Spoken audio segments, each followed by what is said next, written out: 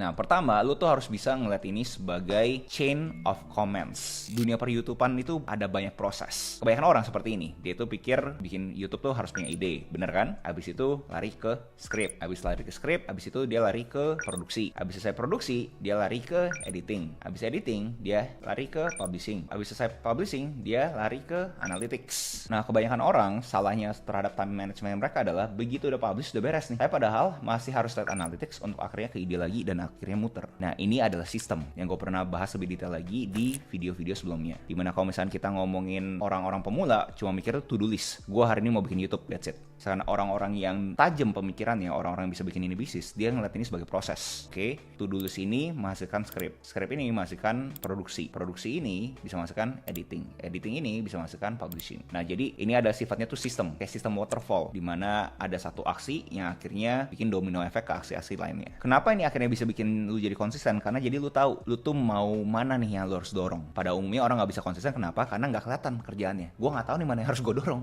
Gue cuma taunya adalah gue kagak publish hari ini. Tapi kagak tahu, oh ternyata dia kagak publish hari ini karena dia kagak ada produksi. Karena dia nggak ada produksi ini karena dia itu nggak punya ide. Dia nggak punya ide karena dia berasa dia nggak pernah baca analyticsnya YouTube. Nah, jadi ini adalah semua rangkaian aktivitas yang kalian tuh harus punya di kalian punya seharian untuk jadi YouTuber. Dan abis itu kebanyakan orang tuh biasanya burnout di kata-kata ini nih, editing. Karena dia berasa, aduh gila PR banget ya. Gue tahu ada beberapa dari kalian mungkin editor juga sama seperti gue. Pas editing kalian nggak berasa burnout karena kalian emang suka. Kalian tuh happy, ada suatu tugas kalian harus selesaikan, begitu selesaikan kalian tuh dapat dopamin. Menurut gue ada orang seperti itu, tapi nggak banyak. Gue punya rekomendasi buat kalian semua yang mungkin berasa editing itu adalah paling susah. Ini kalian tuh cuma 20% di sini. Kenapa 20% doang ya bro? Kita editing kan susah.